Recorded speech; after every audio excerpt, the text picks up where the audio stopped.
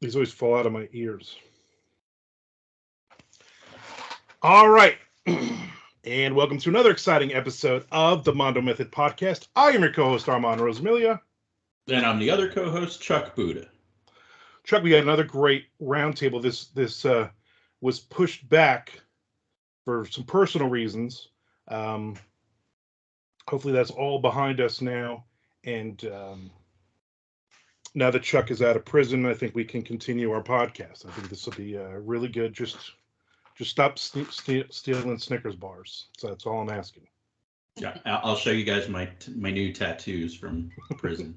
I like the teardrop. I think that's really cool for you. Speaking of cool, Reaper's Brew coffee, Chuck.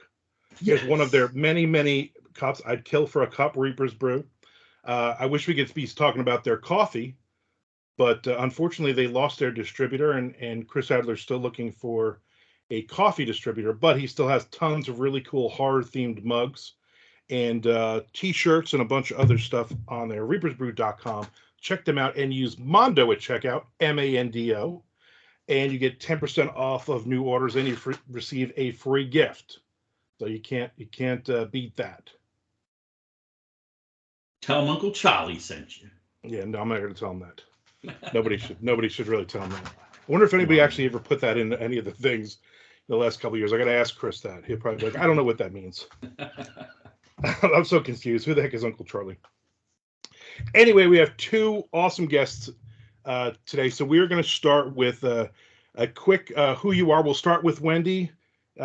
Who you are, what you do, why you are. We're going to get into some real deep trends and depth. No, we're not. We're just going to get into who are you. Oh, you want me to answer that? Yes, ma'am. I'm going to introduce myself. Okay, sure. Who am I? I am Wendy Hawkin. Writing name is W.L. Hawkin. And I write Myth, Magic, and Mayhem from Vancouver Island. I'm over here now on the island. Yeah, in Canada. That's kind of me. Our next guest? Joanne? JP McLean. Yes, this is JP McLean. Name is Joanne. I use JP because Joanne is spelled.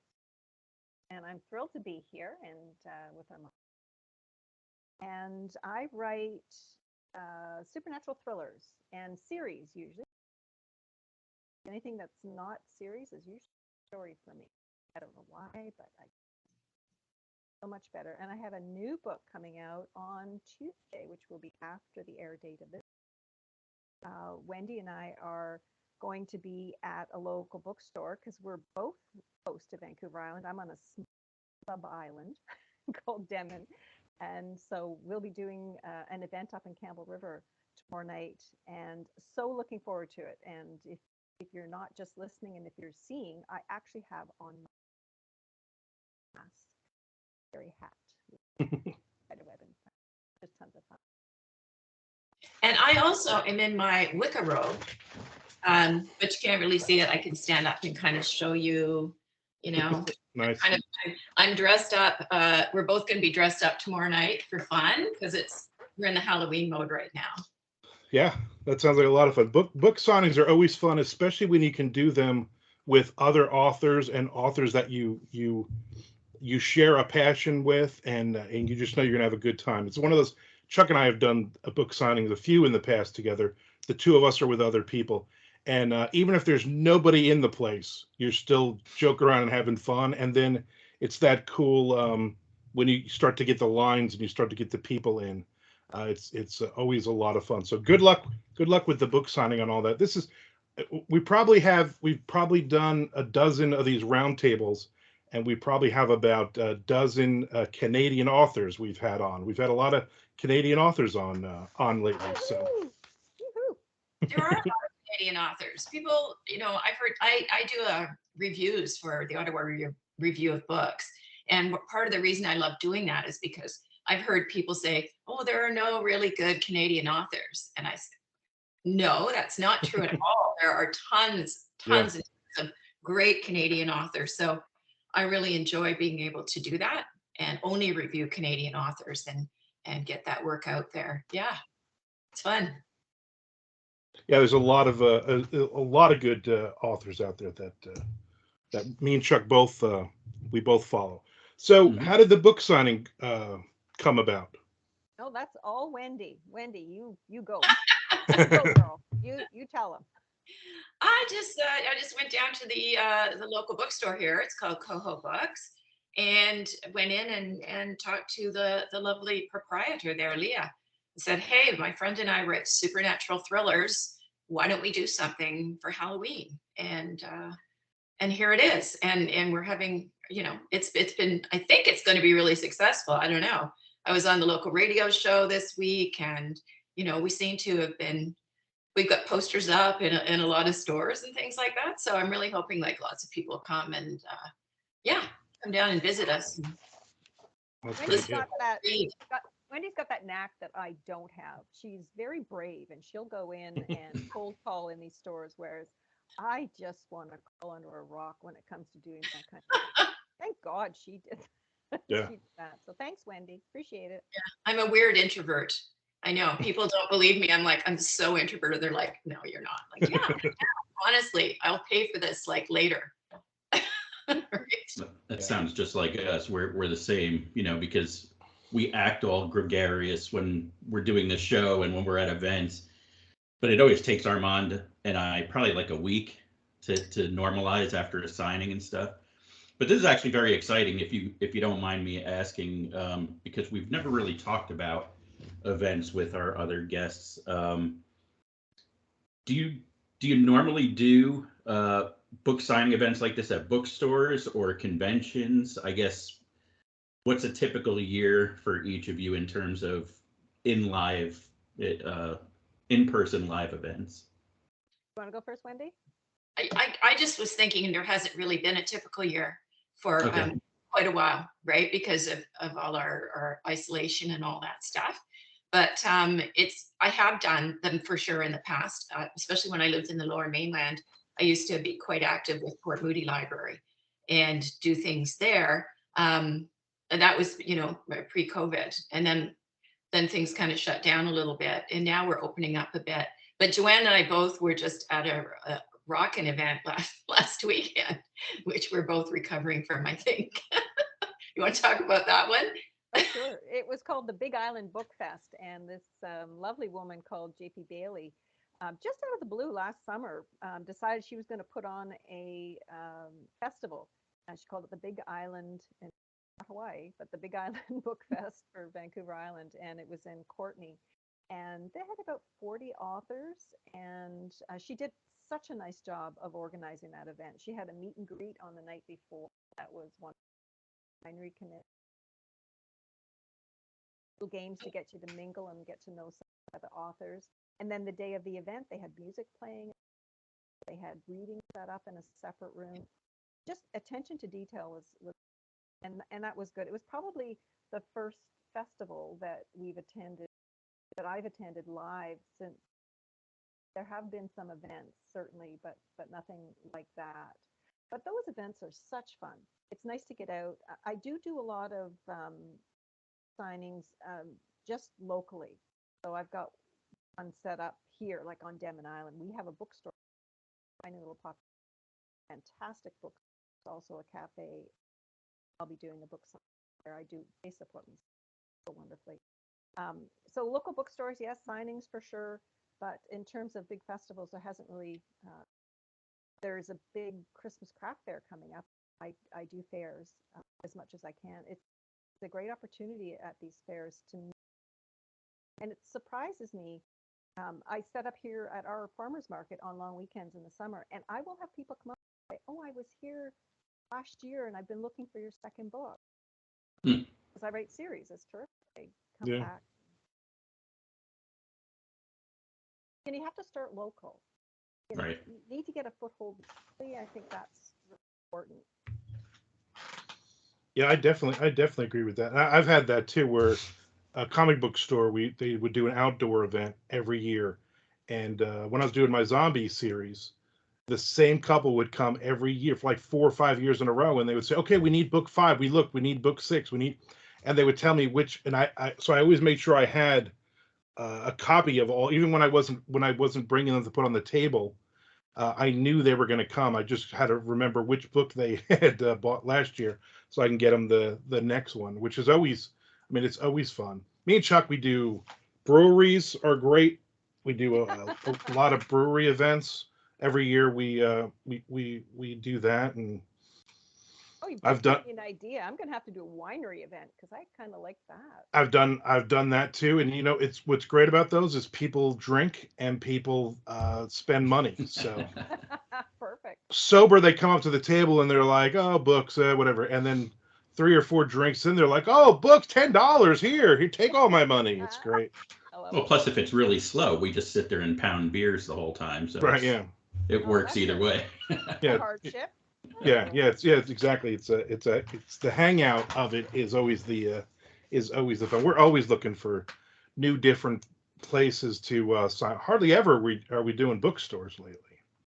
I had a really funny experience the other day. I decided to do an unboxing video when my box of new books came in, and I only got one box, so I didn't have a lot of books spare. But I decided I'd do this video and put it up. I don't see those happening very much anymore. I don't see a lot of people. Anyway, I did, and immediately I had 4 people on the phone to me. I want a copy of the book, and these are people that are local, of course. And I'm thinking I shouldn't have put that up there because I have so few of them available until release day. That's a good problem to have. Yeah, exactly. Yeah. Yeah, that would be awful if I just sold books that easy. I mean, oh, that would. Well, that may be the only 4 I sell. So You that now for next time. Buy an extra few books when you and then do the unboxing video. Hopefully, then you'll sell them. Of course, if you order 100, you won't sell any. If you order one, 12 people want that book. That's how it works. yeah. I had to laugh. I ordered 26 because that's a carton size, and the carton comes with the carton, and then one book on top. And there were 25 in the carton, and the 26 were on top, and you can fit easily 26 books in the carton. So I have no idea why I got Yeah. shipment. I get that Amazon every time, no matter how many books I order. If I ordered 5 books, the last time I ordered 5 copies of the same book, just to fill in between signings, and I got 3 packages. Oh, that's crazy. And I'm like, why are we sending a single book, 3 Yeah. books? It makes absolutely no sense. Or you Not get good the for the environment. Not good at all no, for the environment. no. Yeah, their packaging. I buy a lot of stuff from Amazon just because it's just easy to get, right? But Yeah.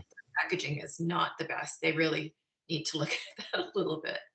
It's all, or a box within a box within a box. I get that a lot. Yeah. If they would say, like Ingram Spark tells you there are this many copies, Right. you can get 25 copies in a carton, then you can order 25 copies. But you're sort of guessing with KDP. There's no rules. No. Yeah. No. And they come from 2 or 3 different places anyway. So whoever the printer is they're using, it could be all over the place. I've gotten them from South Carolina and I've gotten them from Chicago. The same order, the same. I'll order 50 books of one book, and I'll get 10 from Chicago and 40 from South Carolina, and they'll come 3 days apart or something. It's all just so random. I think we only have one Amazon printer in Canada. They all come from the same place. Bolton, Ontario, right? Yeah, that's right, Bolton, Ontario. That's the yeah. Yeah, which is good right now because it used to come up through the States, and your dollar is so strong right now. It's just killing us. Like anything that we have to come up from the States, oh my goodness, just add 40% to it right now. It's terrible. Yeah, ouch for the Canadians. Not good. Sorry, it's not too good down here either. yeah. It's not great down here. Now you had mentioned Ingram Sparks. Are you doing books in Ingram Sparks and Amazon, or do you have stuff separated between the two? I don't have them. Well, I do have them separated. I don't do expanded distribution with Amazon. I put it up for them, and then I use Ingram Spark so that it will go wide and be available readily wide. Because there are some smaller bookstores, especially, that won't purchase Amazon. So I don't Right. want to put them in that position. But the other thing with Amazon is, I don't like to disparage them because they offer opportunity, but you really do need author copies before publication. You can't get them from Amazon prior to publication date, the paper book copy, unless they change your publication date. So if I was to order it today, I have a November 1st release for the new book, and that's a big part of the new date that it's coming out. So you like to maintain that. But if I was to order all copies, my publication date turns the date that I ordered those. Yeah. So it's an unfortunate aspect of Amazon service, but so that's why I order the first batch from England, but I don't get a wonky. That makes sense. Yeah. But the ones that come from England do come up from the States and break the bank. Like I'll make 88 cents on it. So I'd only order as many as I bare minimum need. Come November 1st when the book's out, I'll order like 50 Right. from Amazon. Able to make. Okay. Mm-hmm. That definitely makes sense. Yeah, it's tough. You never know with Amazon either. You can order them today. Like I've had books that have come in like 50 books and like 4 or 5 different title fill-ins, and 5 days later I get my books. And I've had books where I've ordered and it's been 3, 4, 5 weeks, and I finally have to call them and say where are my books, and then they're on their way. And the release thing, it never says they were ever printed or released or anything. They just randomly show up, which is always very, very frustrating. But and I don't have everything on Ingram, which I need to. I need to start automatically from the beginning going over there, because I've gotten caught, like you said, a couple times where I've got a book signing coming up and there's no way I'm gonna, or I've ordered the book and then 3 days after the event. I've done that, and when I went up to New Jersey, me and Chuck did a signing, and I think the signing was Saturday, and I think Monday when I got home back to Florida, that's my books arrived that afternoon for the signing, and I had ordered them like almost a month before. Yeah. Like it's crazy. You just never know. Yeah, you get in panic mode. Get close Yeah. and get the books. And if you're a member of the Alliance of Independent Authors, you get 5 free title setups a month. Yeah, I'm part of NINC, and we get that too, which is really helpful if I would do it. If I would, if I would go, hey, I also need to do this. It's always for me, it's on the list, and then I get so busy doing a million other things, and then I release a lot of books, and so it's keeping track of some things, and I'm lazy. Wendy and I are doing something that I don't normally do at a book signing, and that's we're doing readings. Wendy, have you got your readings sorted out yet? Not really. I mean, I know that I'm reading from this one, which, speaking of tattoos, that's a tattoo. Okay, my whole series is tattoos, and this is my vampire book. So I'm definitely reading from this book for our Halloween madness. But I just have to make sure that there's nothing really like over the top.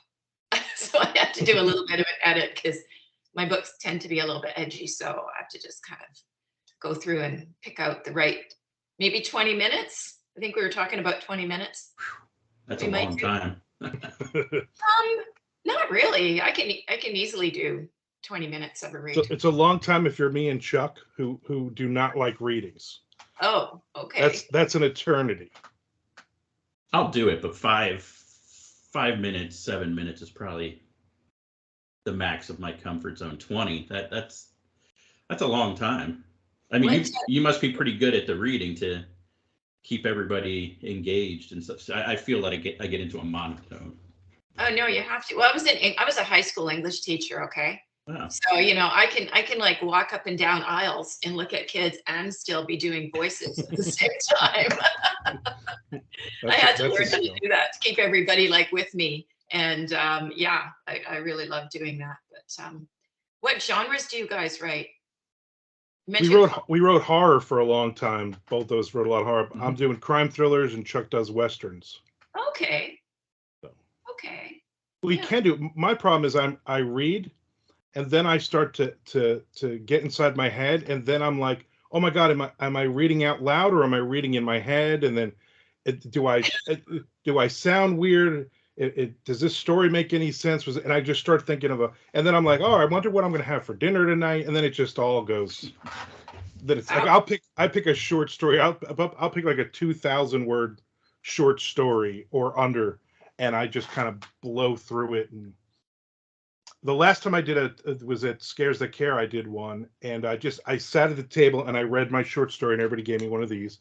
And then another author, Hunter Shea, is big and loud, and he did voices, and he was dancing around the room and everything. I was like, oh, I'm never doing this again. He just blew me away. Yeah, it's a different skill, reading your story to writing them. And there are some people that you really enjoy them when they're reading and it's animated and, like you said, and fun. And there's some other people that you think 5 minutes is good. Yeah. Poetry readings are particularly interesting. I've been to like a lot of nights of poetry readings, and it's I don't know. It's tough. It's tough. Yeah. And it's tough trying to like keep people engaged with that, you know. If it's a story and it's a scene and there's some excitement and conflict and, you know, rising action and all that stuff, it's a little bit more, you know, you can keep people with you.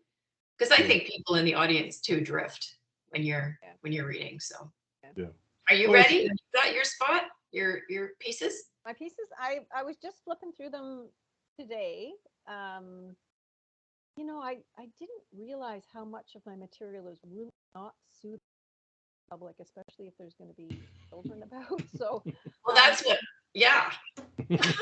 I'm looking at it thinking I really can't say quite that word, so I'm scrubbing out all the dirty words, trying to put in less dirty. But then, you know, there's scenes too where, you know, he jumps out of bed, and I think probably do that. I mean, it's not a really, but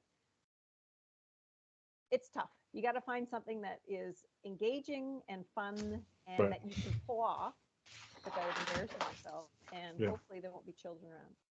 Right. And also sell the book. You know, I don't think there will be children. You don't what? Sorry, Wendy? I don't think there will be children. There might be some dogs, but I don't think there will be children. I don't think the dogs would mind. The dogs will be fine. Yeah. I think the dogs like all the sex parts, as a matter of fact. They do. My dog. I think they enjoy that. Not a cat, though. If there's cats there, don't read any of that stuff. They get upset. But dogs would probably like it. They just like roll their eyes and turn around and wag their tail at you. Off they go, right? But no, my dog's like, yeah. Chuck and I did horror. We did horror conventions for years and years. So when you're doing readings there, I mean, you're over the top, crazy, like the crazier the better on a lot of those. I mean, they even do like gross out contests at night. So you're writing the most vile, disgusting thing that you can write in order to win, and people are loving it. That's too much for me. I never go to those. Like, that's a little bit too much. I'm easily scared, I gotta say. Horror movies, I'm the one that watches with the pillow right here, and sometimes like this. I don't know. For me, it's the psychological parts that get me, because, you know, the psycho killers and stuff like that, because like they're out there, right? So they're just they're scary. Yeah. Very Thanks scary. for reminding me, Wendy. I didn't need to know the psycho killers out there. There's a lot of them in. They're not up in our Canada. part of the world. There's a lot of them in your part of Canada. Yeah, I just read.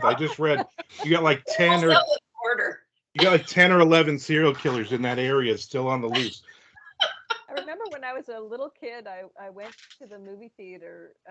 I probably wasn't supposed to see the movie, but I was with a bunch of friends. We were just little, and I watched a movie called Grizzly. It was it was probably campy and maybe not even supposed to be scary. But where our cottage was, where we spent every weekend, there were bears there. So after that movie, I wouldn't go out at night. I would barely go out during the daytime because all I could imagine were this grizzly bear slashing through all the.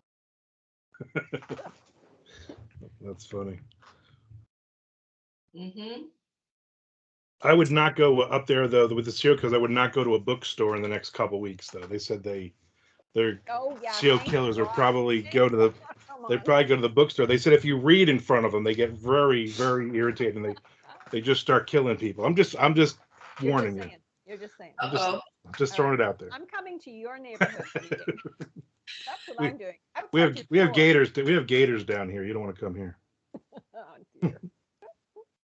I have been there once, long time ago. I remember going on I don't even know what it's called, an amphibious thing, a hydro, Oh, like the fan boats? something where you're sort of scooting across the top of the Yeah. Everglades. And yeah, I was like, wow, like a long time ago. But I drove down from Ontario down to Florida, Daytona Beach, when I was. Yep. I was just gonna say Canadian spring break down here. Yep. I think I recognize you from spring break now that I was the one scared of all the grizzlies hiding in the van because everyone drove vans and slept in them back then. yeah. I was the drunk guy that dove into the pool from the top deck on the that's everybody. Yeah. Exactly. crazy. So when you do these, when you set up this, the signing that you're doing coming up, do you typically do the reading first, or do you gel with the crowd and kind of get loosey-goosey beforehand and kind of catch the vibe of the room and then do the reading, or is it regimented, like you kind of get people in the door, start the reading, do a Q&A, and then kind of mingle from there? What do you think, Joanne? I think we're going to have to feel it out. I think so too. I've done book signings. I've never done a reading at a signing. So this will be a first time for me. And Wendy and I had chatted about it earlier, like how we were going to organize it. But I think what you said is probably what we're going to do. It looks like we'll give the maybe 15 minutes in, see how many people are there and what the vibe seems to be. And then I think what we'll do is I will introduce Wendy and let her do her reading and then take a break again. People are buying books, and then she can. I probably won't read as. I don't think I'm. All the little bits, and then we'll go from there. I mean, a Q&A would be really fun to do. I think. I think so. When we're going to fit it in.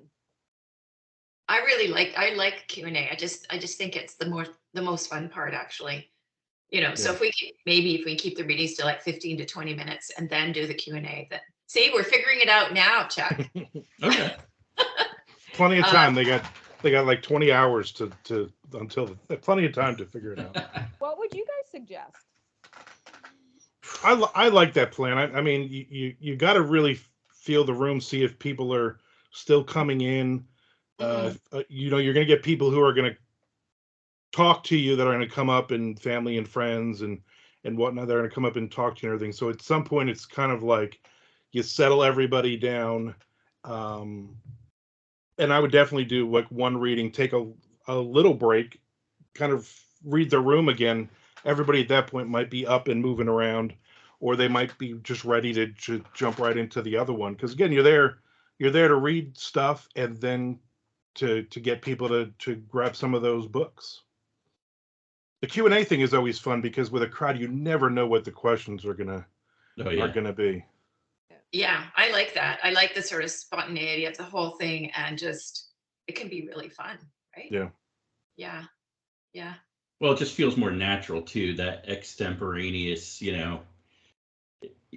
don't feel like you're at the front on a lectern talking to a crowd. It's more like a roundtable, like a discussion, and it's just a give and take. And, going back to the old days when I used to do stage acting and some singing and stuff, and you know, it's picking up on that vibe in the room and getting the energy from the group, you know. And I've done both, and for me, like if you just start with the reading first, I feel all stiff, you know, and nervous. But if there's some kind of interaction first, then it's I think it's just better too, because I kind of tailor like my reading towards some of the people that are in there, you know, to if I'm lucky to get some information from them in advance, you know, I can kind of tailor the reading towards the stuff that they might like. But yeah, I still prefer not to do the reading. I like the Q&A, you know, I could kibitz with anybody, but the reading gets me all nervous. Same. I always usually like, all right, let's do the reading, because you have that one guy who lives in his grandmother's basement who's going to tell you all about his book. Usually when that guy steps up, and that's at every book signing, that I'm like, all right, let's start doing some readings. I'll remember that. My wife gets so mad because and I've done tons of signings, and it's always that one guy who says, oh yeah, when I retire, I'm going to write my book. And he says, I got this great idea. I'll give you the idea, you write the book, and then we'll split the money.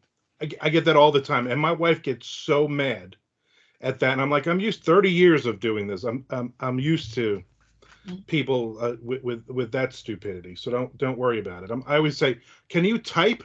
I need somebody who can type fast. I have a billion ideas. I just can't type them fast enough. You know? Well, I don't know. I'm going to see if it works to do a Facebook Live.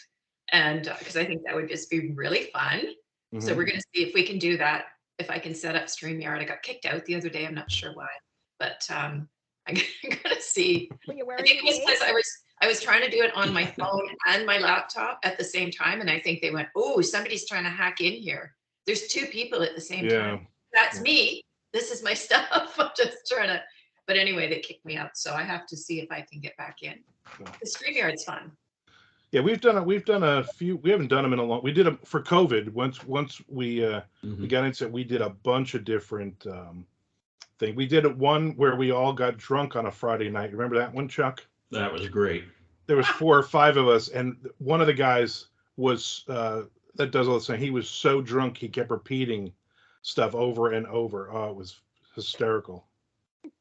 Yeah, the problem with that, though, is all the tomfoolery is out there forever, you know, on the internets, and people can see all the foolish things that we said. But we had a good time, you know, busting each other's chops and stuff, because, I guess it's a bunch of us who are friends, so we're friends and authors, so we know the inside dirt on each other, so a lot of that stuff was coming up. Yeah.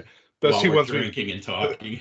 Especially I was halfway through a bottle of bourbon. Yeah, then I was really pushing those buttons. So, Randy, we're not going to do that, okay? Yeah, don't drink when you do stuff online. That's for sure. Yeah. Armand has a catalog of videos from me that I've texted to him while I'm drinking. And yes, Chuck is very good at it's a Super Bowl. I'm drunk. Here's a picture of my butt. That was once. That was once. He is that spring break guy. Yeah. He is that spring break guy. Yeah. Unfortunately, at 52, he's still that spring break guy. No, I calmed down last year. Last year. Chuck's like, once I hit 51, forget, I'm not doing this anymore. Luckily, once he has a couple drinks, he forgets he said that. Yeah. Pretty much. Very much so, yes. That's why I have a 1 martini limit. Because if I have 2 martinis, it's not good. It's not good for you. It might be great for everybody else in the room, though. There might be a lot of fun and a good story to go home with. All right, so where can people find you out there if they're not? Let's just say they don't live in Canada and they're not going to get killed by a serial killer out there, and they're not coming to your signing tomorrow. Where can they find you out there? You go well. I'm at bluehavenpress.com. That's a good place to find me and a good place to start. Yeah. And I'm at jpmcleanauthor.com, and you'll find everything you need to know and some. on that website. Very cool. We will definitely be checking out your stuff. Everybody out there, check out their stuff. Yep. And also, Chuck, check out Reaper's Brew, reapersbrew.com. Keeps falling out. And my earlobes are weird. Go to reapersbrew.com and buy some mugs, some t-shirts. What else they have on there? I mean, hats, shirts, mugs, COVID masks, you name it. They got it all. Check them out. And if you use Mando at checkout, Mando, you get 10% off new orders, plus receive a free gift. reapersbrew.com. Thank you very much for popping in. Good luck with the serial killer. Good luck with the book signing tomorrow, and the grizzly bears, and all the crazy Canadian stuff you have up there. And keep Celine Dion up there with you. But we want to hear more Bare Naked Ladies songs, so you can send those. Well, thanks, Armand. Thanks, Chuck. Great to be here. Thank you. It was great meeting you guys. Good luck with everything. Good luck with everything. Thank you. Bye. Nice to meet you. Bye-bye now. Bye.